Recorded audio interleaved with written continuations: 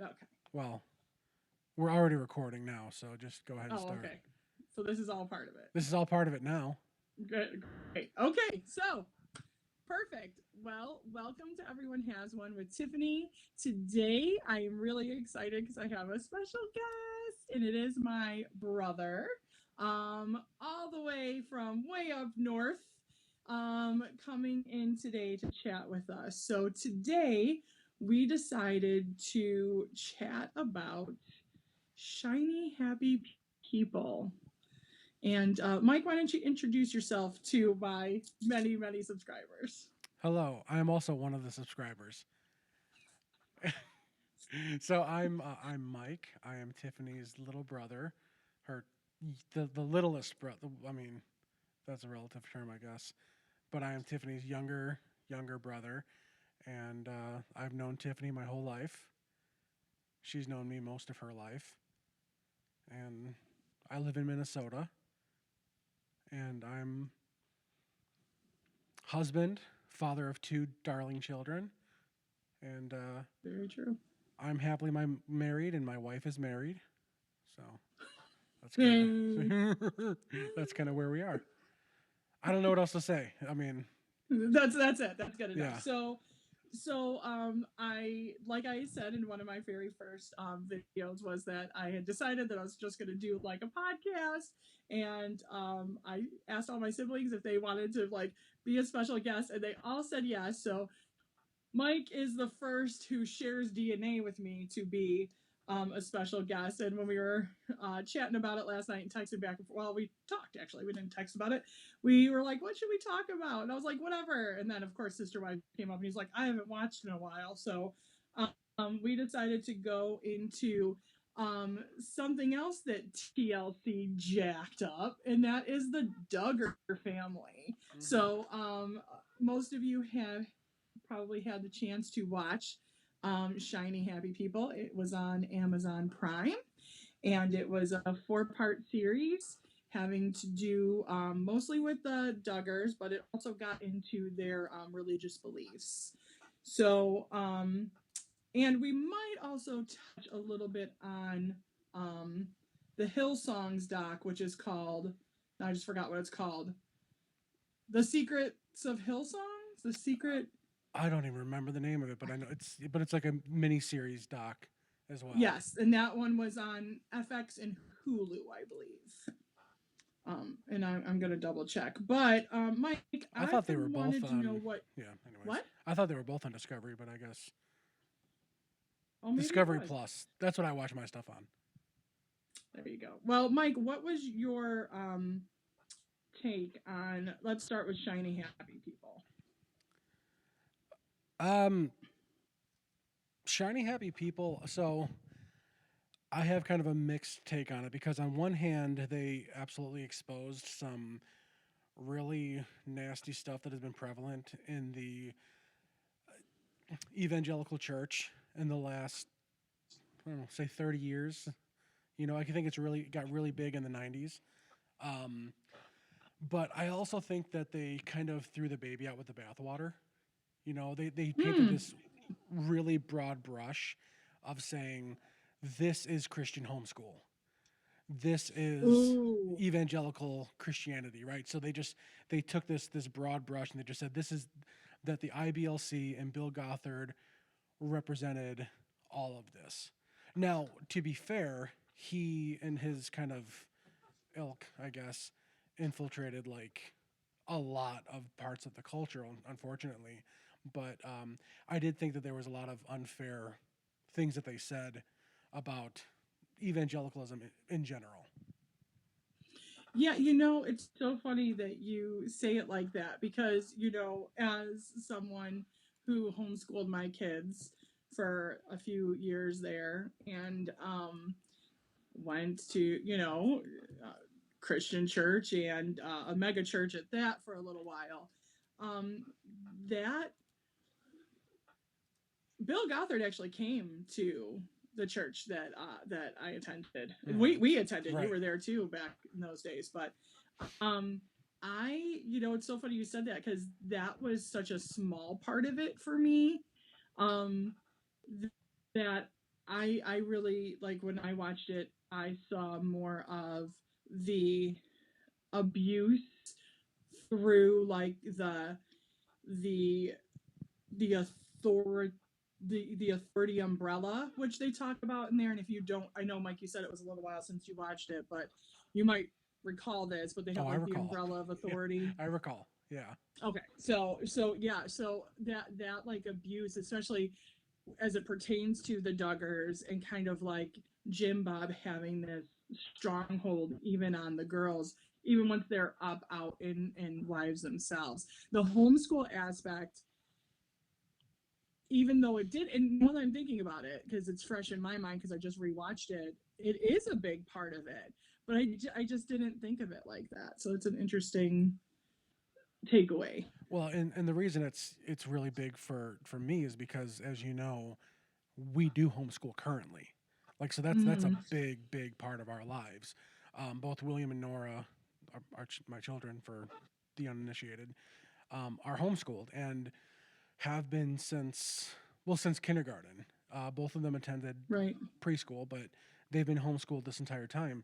And but honestly, in the wake of all things COVID, it, homeschooling has kind of gotten a huge resurgence because of all the drama that people are seeing within the public school system. Uh, Absolutely. I mean, a lot of parents, I worked in the schools during COVID, and a lot of parents, struggled with that like homeschool piece during a lot of those lockdowns. Here where I live in Illinois, the schools were closed, and it was a huge struggle for a lot of parents, and it was a big bone to kind of pick for a lot of parents who paid for school for their kids and then ended up having to like homeschool them. So, Right, right. Yeah, and I think that for me, the issues were that they took this very specific curriculum because Bill Gothard had developed his own curriculum. The name escapes me, but yeah, his curriculum was very. I mean, it was cultish. It was very. I mean, I mm-hmm. don't know another word for it. Because we try to have a very Christ centered homeschool experience for the kids, but we're also okay. Let me back up a second.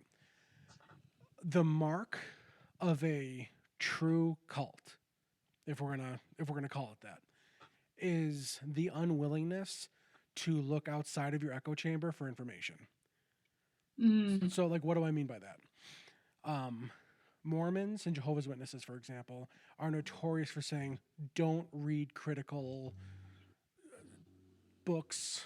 Scientologists as well. Scientologists, Just exactly, yeah, because yeah, if we're going to talk about documentaries about religion, there's the right. Going Clear, which was fantastic. But one thing, and this is as I'm a youth pastor as well, but one thing I was just talking to my youth about is everything that Christianity had done for the world. Yeah, we have some blotches in our, some blemishes in our record, of course, but one of the things that Christianity brought was universities and science. And that's because one of the hallmarks of Christianity is the pursuit of knowledge. Yeah, And so Christianity encourages that. And as a matter of fact, Christianity says, test me in this. See if right. this is true. One of the things that Paul says, and I believe it's First Corinthians, I want to say it's chapter 15, and some of the Bible thumpers out there can correct me on this, where he's going through that kind of Apostles' Creed, and he's saying, this is basically the essential doctrine of Christianity. He says to the people, he's like, listen, go out. Many of these people, some are asleep, dead, but some of them, Mm-hmm. you can go ask them. Jesus appeared to, he appeared to the 12, and he appeared to all these other people, and then he appeared, he said, go and ask them. Go seek these people out. Go find out that it's true. And that's the hallmark of true Christianity, is being able to search things out. I listen to all sorts of critical scholars and people I don't agree with, but that only strengthens my own faith, and it helps me to kind of figure out, okay, what's true, what's not, because I've changed my mind on things. But Right, but when you're right. In dogmatic, science, it's called falsifying, right? yes, If you can yes, if you can continue to test it, right? So I think that's a really good point. Like when you are in like a cultish type thing, besides being, separated, segregated, everything's very internal. We're reading our own books, we're listening to our own music, we're hanging out with our own people, right? Um, yeah, you can't go out, and in that respect, right? Like, if you think of something like, you know, Bill Gothard and what he started, like they talked, they didn't go out, and they tried their best not to mingle with the world, right? Like, we want to deal with all the people who are just like us. But the very interesting thing about Bill Gothard, which I didn't realize until the rewatch of this documentary, is that, he had like his little um stations or whatever, his little like headquarters, but he didn't have a church of his own. And honestly, I wasn't aware of that until, and I knew that the first time through, but it didn't really hit me like, wow, he did all of this by training people to insulate themselves and then pulling other people into their stuff. And they were going into other churches and spreading basically the gospel of Bill Yeah, to for sure. others. Yeah. Yeah, very interesting. Isn't it funny that he talks about this spiritual covering, right? But he didn't have a spiritual covering. Who was No, his we did not. pastor, right? But and that's the other thing is this accountability to no one thing. And so I don't want to, at the risk of upsetting people that we know that are still maybe in that world. Listen, you and I both know that the former church that we attended were very much about yeah, don't go to that other church, or don't you can only get the true level of the word here. Everybody else is seeker friendly, and while I don't think that was ever said explicitly from the pulpit, that was the culture. Yeah, It was very yeah, much the culture that we lived in. Oh yeah, they're getting milk and baby food over at that church. You get the real meat here, you know, right. and picture the pastor in every room.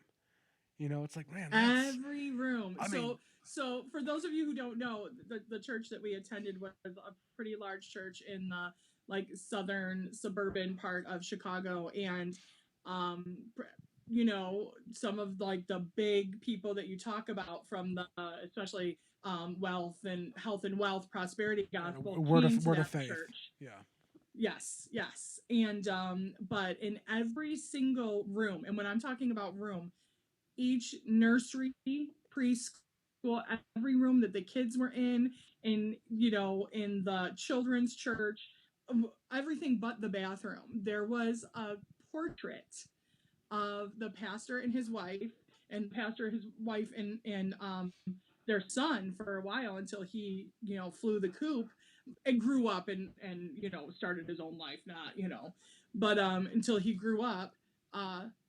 In every single room with like a little note under, like, just kind of like love potion number 9 you, right? a Like, I little note have to from dear speak to leader. you. It's like North Say Korea. that again. It's a little note from dear leader, like North Korea. Yes, exactly. Like, just right there. Yeah. Like, thank you so much for being here, and your blood, sweat, and tears. So yeah, yeah. And I could totally see, like, very similar to Bill Gothard, right? Like they everything they did had to do with what he had already set up. Yeah, but we didn't see it as pastor worship, right? Mm-mm. It was honoring the man of God, and scriptures. I mean, it's so common in that world to take scripture out of context, right? Because Yes. you can create an entire doctrine off of one individual scripture, and one of them was touch not the Lord's anointed. It's like, okay, Yes. that has nothing to do with this situation, you know. Right. And but I'll say this, and I actually wrote a blog on my website, just a quick little plug. Yeah, Um, please plug yourself. thehighway.church. My ministry is the Highway Church. Thehighway.church. If you go to the blogs, I actually wrote a blog about. It's a little tongue in cheek, the title, but I say how Ray Comfort saved me, because even while we were in this, word of faith, prosperity gospel church, Ray Comfort, this firehouse little miniature New Zealand evangelist, came, spoke at our church, and his message absolutely broke me. It shattered all of my notions about Christianity because I was in. Well, I mean, I started going to church as a matter of convenience because it was like, well, Mm-hmm. Dad's going to church, he's bringing us to church, and now I'm making friends with this church, and so now every time there's an altar call, I'm going up to get saved, right?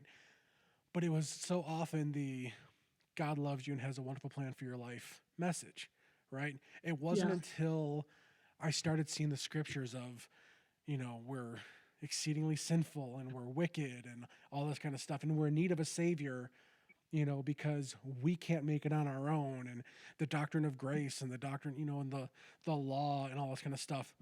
I mean, it wrecked me. He came, I think, 2 years in a row, and then somebody within his circles kind of they, they rebuked him for going to a Word of Faith church, so he never came Oh, I back. didn't know Oh this. yeah, there's actually an article on some website where with his response, kind of back and forth in emails and stuff like that. And I will say, Ray Comfort, before a lot of the stuff came out about Bill Gothard, he did say, Bill Gothard is a great man of God and all this kind of stuff. And but here's the other thing: as much as I love Ray Comfort, I don't agree with everything he says Right. because I don't worship the man, you know, Right. because we don't worship Right. people. That's a Right. big thing. Well, I think that's a really good segue to kind of push to the Hillsong stuff because, um, for me, that's a huge, like, I don't know. I think I have a little bit more of a connection with that because the church we attended was very, first of all, who was it? One of our worship set leaders said we were so far up Hillsong, but our band even played their mistakes. Like like our pastor, what he talked about, um now I just forgot his name, Bill Houston. Oh, Bill. Okay, And yeah, yeah, because yeah, that and documentary is about Bill Luntz and Carl Houston and Bill. Yeah, say that one more time, I'm because sorry. it's about Carl Luntz and Bill Houston. The documentary. Yes. Yeah. Yes. And so, but looking at, just a segue off of like what Gothard did, I think it's much more common for everyday folk to fall into something like what happened with Hillsongs. Um, because it does seem, like you said, seeker friendly at first, but it's very, it seems very progressive, but it's actually very conservative. And it's kind of like the bait and switch. And, when you have a Carl Lentz heading a church like Hillsongs, New York, right? He's got Justin Bieber, Selena Gomez, he's hanging, Chris bumping Pratt. elbows with, yeah, right. He's bumping elbows with all these Hollywood stars, and so now Christianity's cool. Not only Christianity, but the health and wealth gospel, right? It's really, really cool. And it was because they found this very good looking, charismatic guy who was handpicked by Bill Houston. Is it Bill Houston? Is that That his name? sounds right. I mean, Yeah, yeah, I think that sounds right. I think it's Bill Houston. I don't know, but Mr. Houston, to start this church, and in that, so I took some notes. In 1983, Hillsong's Church was founded. Um, they by 2015 they had 30 different locations all over the world. And some of those locations were doing 35 services a week. And, you know, I say that and I'm like, holy shit. And I'm sorry, for those of you who don't use that word, like, for real. And, again, it's very fresh in my mind because I just rewatched it, but Carl in one of the one of his little interviews, he's talking about how, you know, he spent all this time, doing the things that the Houstons wanted him to do to make sure that this church was big and successful, and they could kind of, get, get all this outreach. Brian That Houston. he told him, like, I'm exhausted. Yeah. I can't do this, man. And I'm thinking, like, that's crazy. So think if a Carl Lentz is at the nightclub, he's hanging out with Justin Bieber, he's baptizing people in, basketball players, bathtubs or whatever. That's someone who also has like a huge entourage, right? He's, I looked up some stats. This has nothing to do with the show, but it says 75% of pastors report being extremely stressed. 90% work 55 to 75 hours per week, and 90% feel worn out every week. Yeah. That's not megachurch pastors. Right. That's pastors as a whole. Just think if you're a megachurch pastor. Yeah, and it's Brian Houston, by the way. Brian Houston, thank you. God, I knew it was a B name. We didn't have a Jamie to pull it up like Joe Rogan does. Right. But dang. But yeah, but I'll tell you this from experience, just as somebody who has preached on Sundays and things like that, it's exhausting. Like, it's exhausting. Just preaching, just giving. I mean, it's mentally, physically, and spiritually exhausting to get up there and on a Sunday do a half hour, whatever. I mean, that feels like a full day. Like, when you're done, I mean, and of course you want to talk with people and do all that kind of stuff, but you're just spent, after giving your all for an hour. I think you're right. And, I'm gonna do a little shameless plug myself. I do social emotional learning classes in one of the schools that I work in, and I do a 30-minute class for all 10 grades. And yes, I'm not well, actually that's not true. Sometimes I am preaching the gospel, but Preach. I do. But that 30 minutes of being fully engaged, fully there, fully, the rat-a-tat with the students, it is exhausting. My day that I'm there and I'm working that day, I've taught 10 classes, 10 30-minute classes with children, mind you. I'm done. I don't want, I'm naked before I even get to my car. That's how done I am. I'm ready for bed. So I can't imagine, and I don't have the burden of being someone's spiritual leader either. I'm just the counselor who does social emotional learning, right? Yeah, you're not getting that phone call. You're not getting that phone call at 2:00 in the morning that, somebody's having a life crisis, wanting to swallow a bullet, or, or their husband passed. As a counselor sometimes, but not usually from the kid. Yeah, exactly. But just not usually for the kiddos. Just to back up real quick, though, kind of a contrast between the Bill Gothard stuff to the Carl Lentz stuff. Isn't it interesting how, as we saw this transition from the 90s and early 2000s of being very family driven, that's what the kind of the focus was with the Bill Gothard stuff, the husband or father, that umbrella. And then fast forward over to the Hillsong Carl Lentz type stuff, it's very much the cultural Christianity of influencers. Now you're going from all the big theologians and these people who are these respected, like, thought leaders in the Christian world to influencers. Yeah. I mean, we're talking literally, and this was the part that really got me, was the guy with the Instagram account that follows pastors in their shoes or whatever. Oh, the sneaker guy? Yeah. $4,000 shoes? Come on now. And here's the thing. I'm going to be upfront, honest, transparent. If you want to have a nice house and a nice car, that's fine. I don't care. But there's a certain point where it is reckless. Nobody, and I repeat this, nobody needs a pair of $4,000 shoes. Where are you going? Huh? It's a car. That's like in 4,000 shoes, it's a car. But where are you going? But my thing, yeah, right. But my thing about that is, like, So we had a pastor, a local pastor here, who he bought a Jaguar. He bought a used Jaguar for cash, and we live in a rural town. People called him Pastor Moneybags.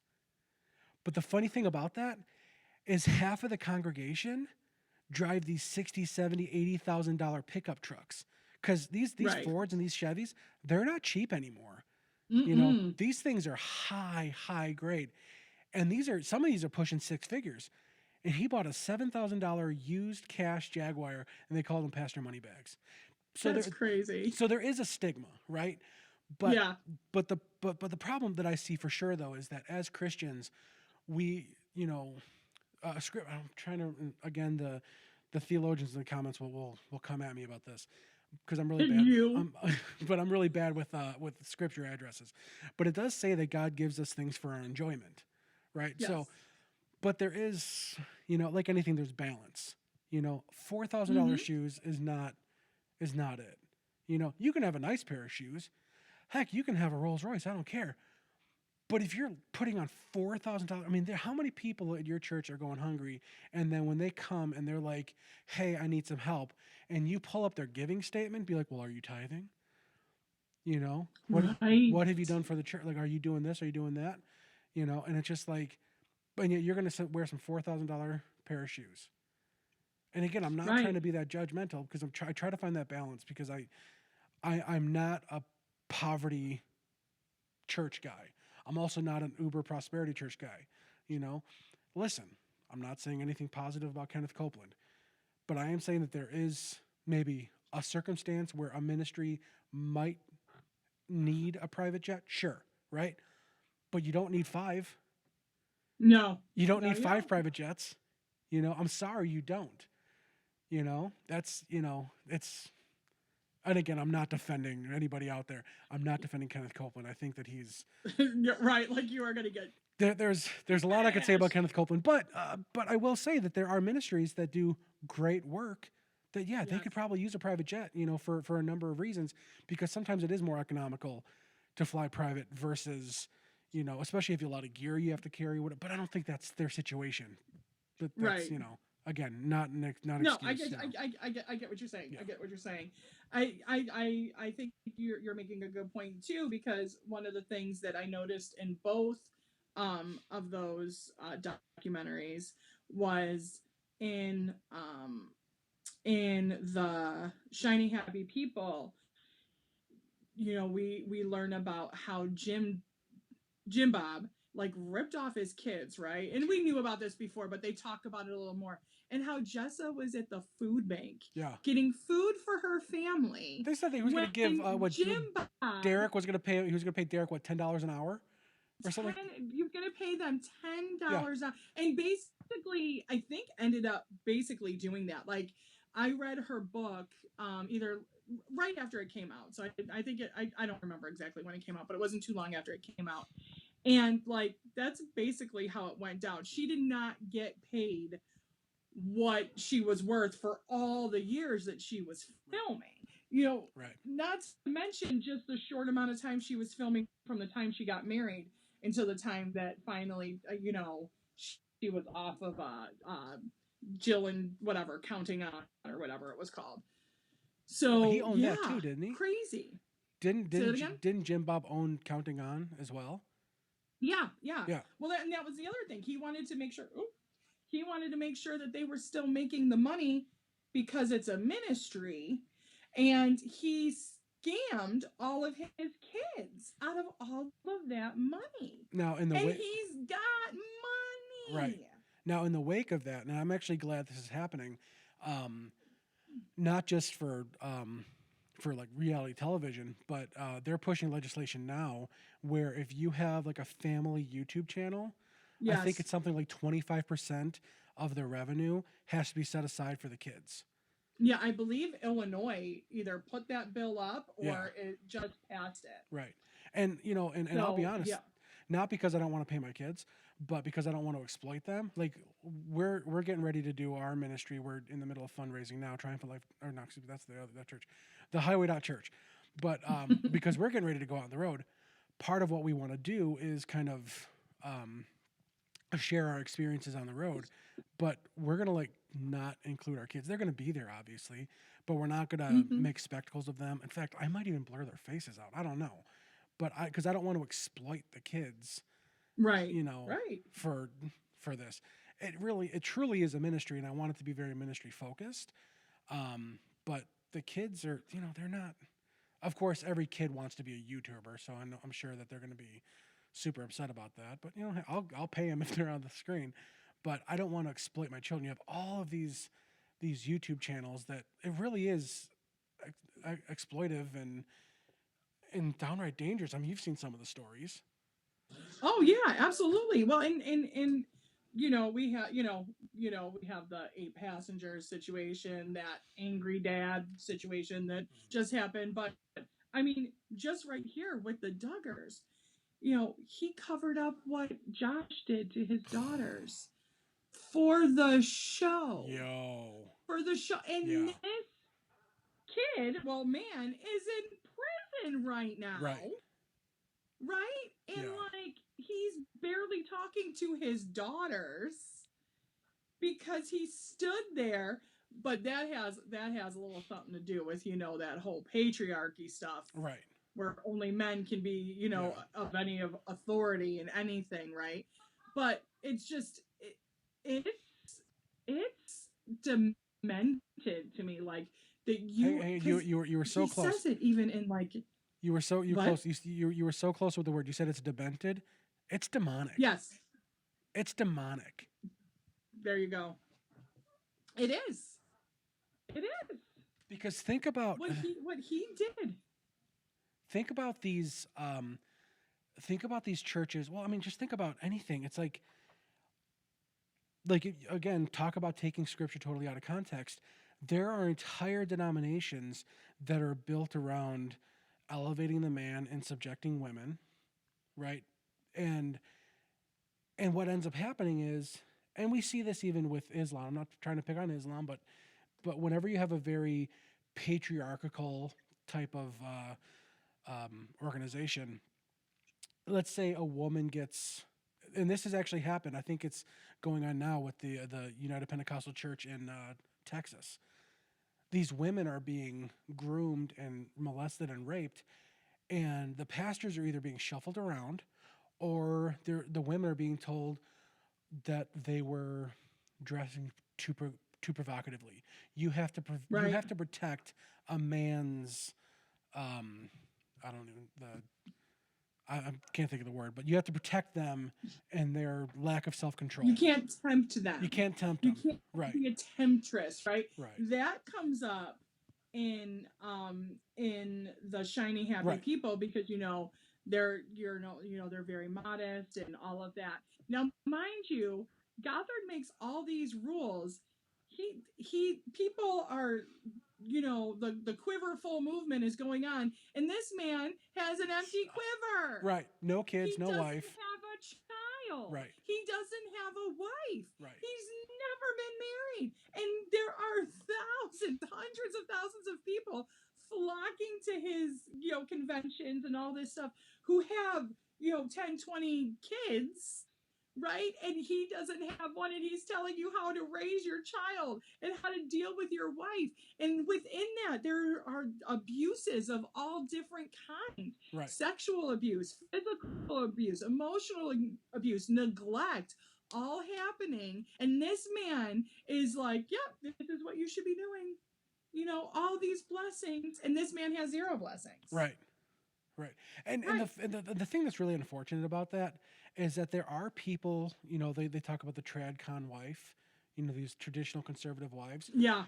So because of this bastardized the whole situation, these women who are like, no, I want to live a traditional life. I want to do this for my husband. I want to do this for my kids. These women are being told, oh no, you're a victim and you're this and that, because there are real victims out there. But these women are Absolutely. like, they're like, no, this is how I want to live my life. This is what I've always wanted to do. And so it's like, again, we're lumping everybody together because of this. Mhm. It's like basically saying all Baptists are like the Westboro Baptist Church. Well, no, they're not. Right.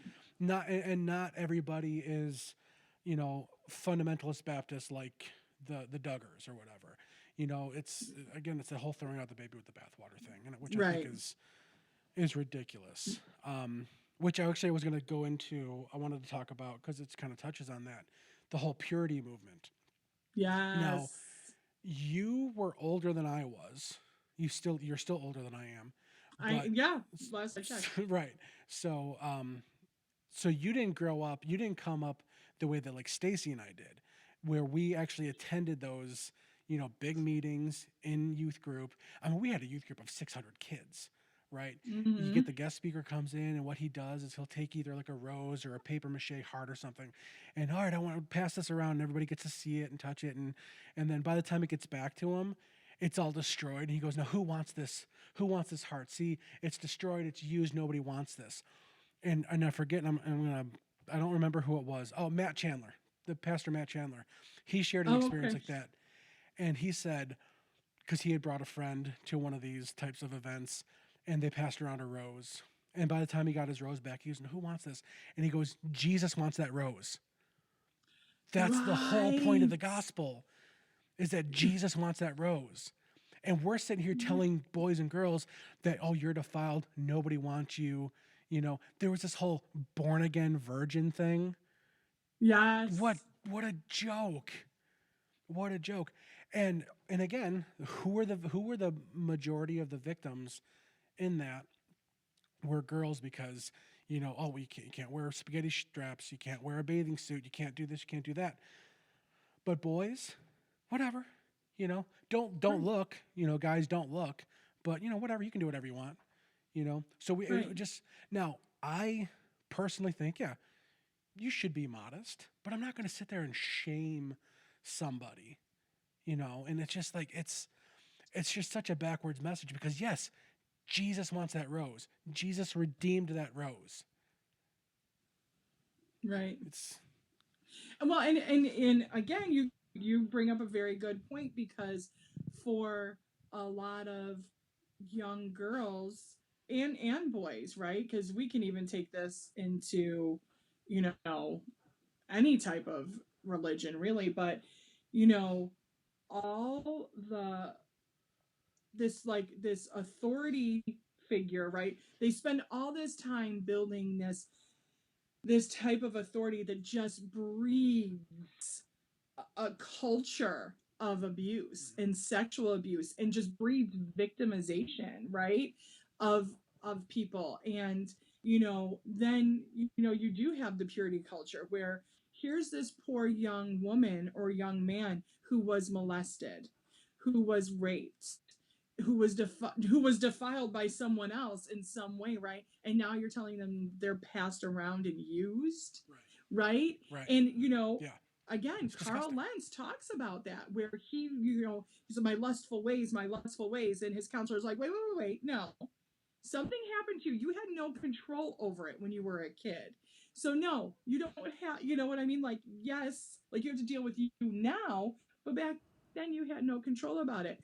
Bill Gothard, sexually abusing young girls, like it's nothing because he's the top dog in charge, and these girls are thinking, oh my gosh, they and in that situation had no idea what sex was, no idea. Nobody tells them anything, for crying out loud. In the the Duggar show, which I just forgot what it is. What is it called?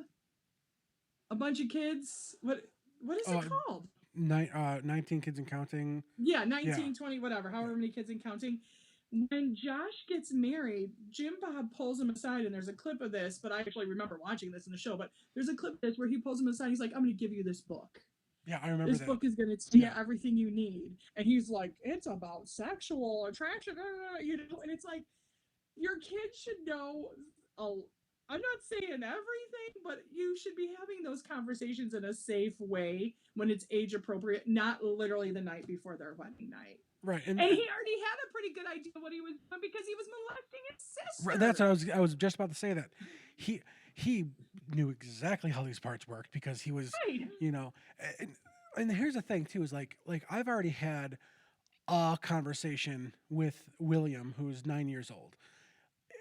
Now, is it the last conversation I'm going to have? No, but he was asking questions, and he's past the stork phase. Right. Nora's not quite there yet, and she's also not really asking about it. Although they're at the point now where they really are wanting more privacy when they're like going to the bathroom or taking showers, and that's normal as they grow up. Because it used to be I would Yeah, just bust absolutely. the door down and brush their teeth while the other one's going to the bathroom or whatever. But Right, right. we have those conversations with them that are that are age appropriate. But the other thing too is now I am 100% about abstinence. That's the only pure form of birth control is abstinence. However, I wouldn't know anything about that. well, Just kidding. I mean, I'm not just kidding, for real. no, I know. But here's the thing. We push this standard on the youth. You got to be abstinent, you got to be abstinent, all this kind of stuff. But here's the thing. And I'm not using this as an excuse, but David was a man after God's own heart, and he done messed up. So we're expecting more from these raging hormone kids. Now, again, that's where discipleship, that's where mentorship, and that's where all the things come into place. Where the kids have to know this is what they need. They don't need a lecture every time they come home or leave the house. Oh, you're going to come home, don't come home pregnant and all that kind of stuff. And they don't need, or let me back up. What they need is to know that if I make a mistake, mom and dad are still going to love me. That's what they need. And if your kids, heaven forbid, are 16 and pregnant, if they know that they can rely on you and that you're still going to love them, I think that's a win. Now, obviously, the better situation is going to be that they abstain until marriage because that's ideal. But we also have to understand that we were afforded grace that we didn't Mm-hmm. deserve. So we should be able to offer grace that maybe isn't deserved. Right. That's the kind of that's that Christ, that's living out a Christ-like walk for our kids. Again, and Jesus, and that's the same thing for us. Jesus expects us to do the right thing, right? They talk about it in the book of James. It's you show me your faith without works, I'll show you my faith by my works. But it's not the works that save you. Paul talks about this. Mm-hmm. It's grace and not of works, lest any man should boast. So we can't do anything, but we strive for it. But we're gonna make Yeah, mistakes. We're gonna make mistakes, and Jesus is there to pick us back up, and we need to be there for our kids. absolutely. And that again, we're really good at these segues. I'll tell you that much because one of the things that I noticed in in both of these really is when people fall, then comes the shunning. And it's like, and honest, I'm going to be really honest. And I didn't follow the Hillsong story like probably other people did because I just didn't, I just, it wasn't, I was busy with my own life.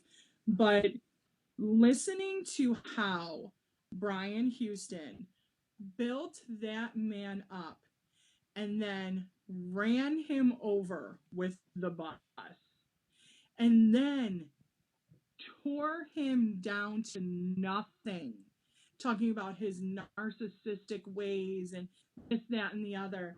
And for him to have sinned the exact same way and then get on and start a new ministry and try to get his own thing going.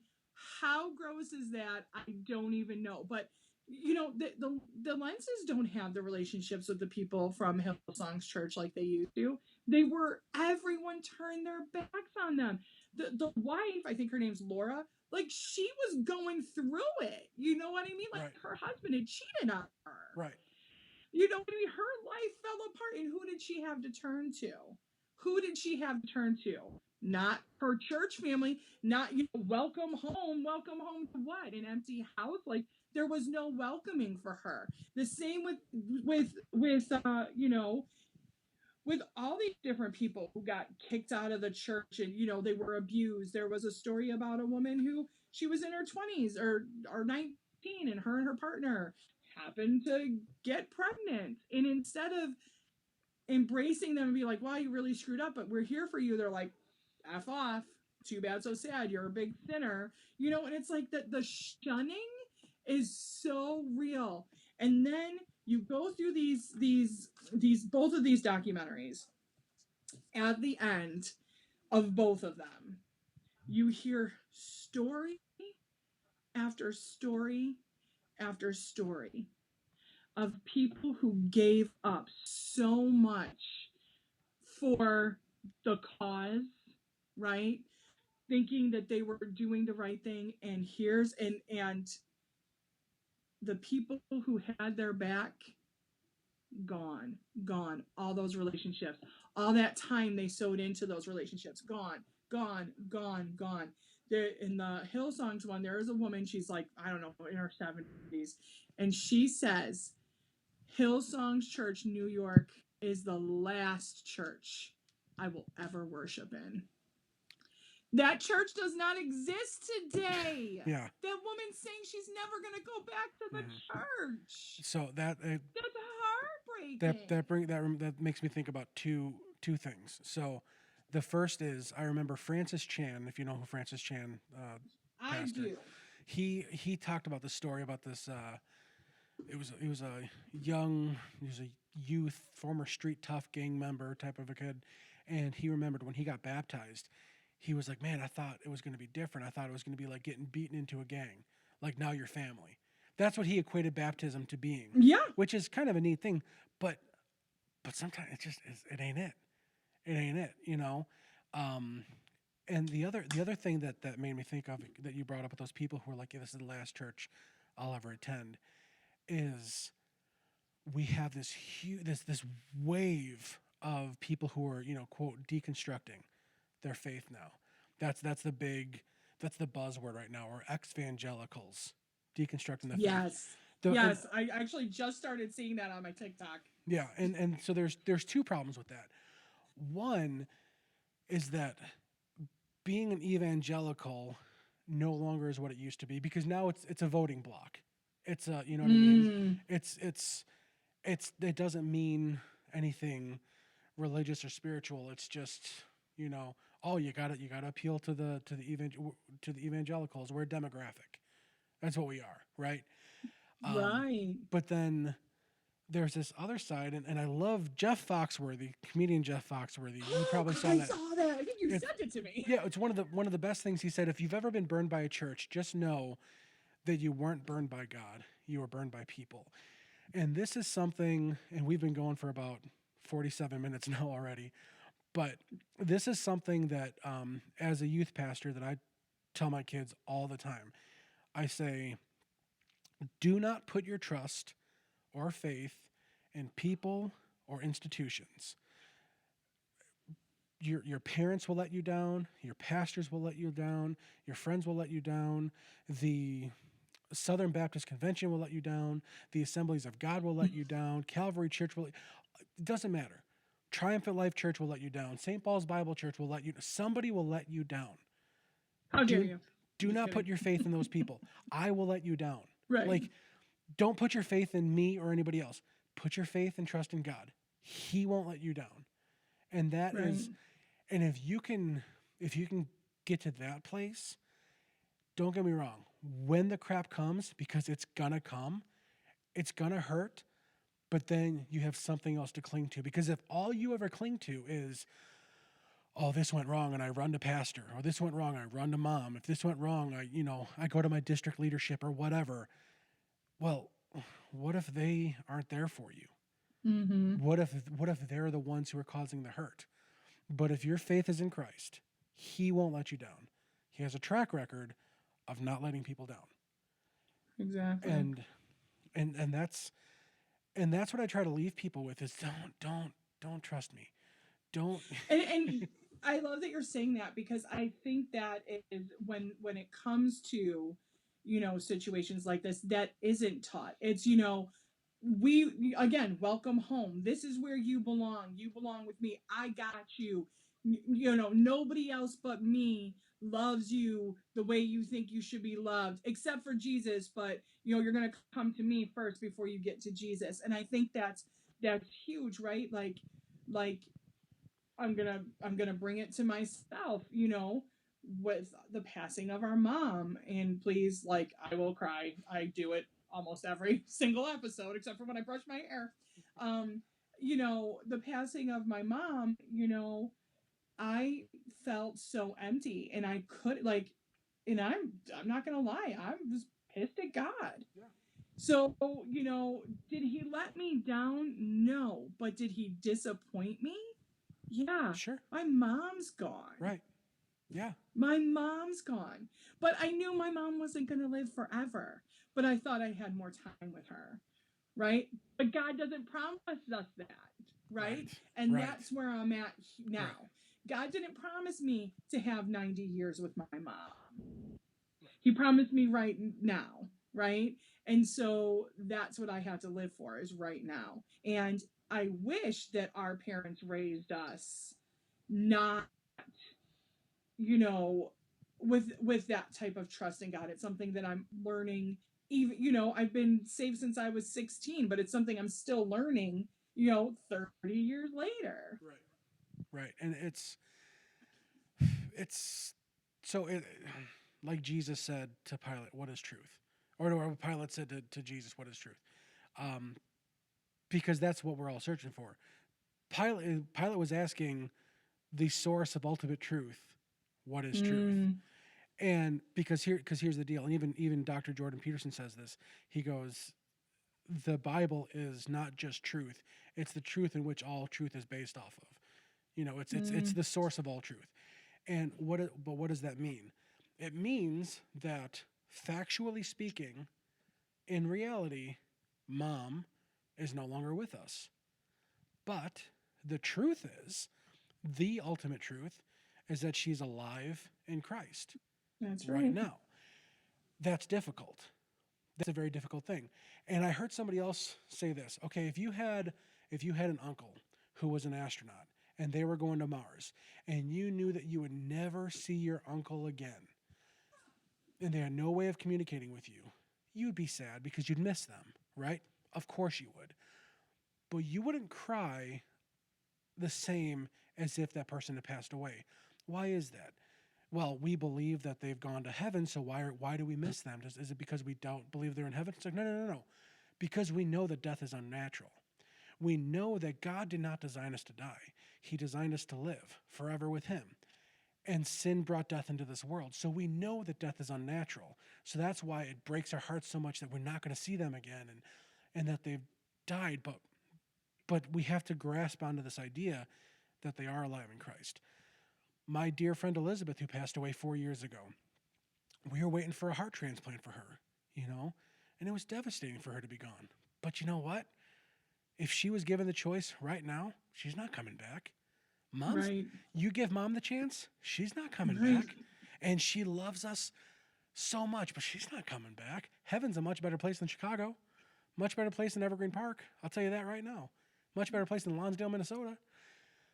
But again, going back to this idea of truth, this is something that even Jacob had to do when he wrestled God. You know, Yes. he walked away with a limp, but he got the blessing. And wrestling with God is difficult, and you will walk away with a limp. But you know what? Jacob's whole identity changed after Yeah. that moment. Wrestling with God is hard. Wrestling with God is telling God that you're pissed off and being honest. If there's anybody you can be honest with, it's God. Because sometimes even the Right. people that we're closest to, we can't be that honest with them because we're afraid they're going to judge us. And you know what?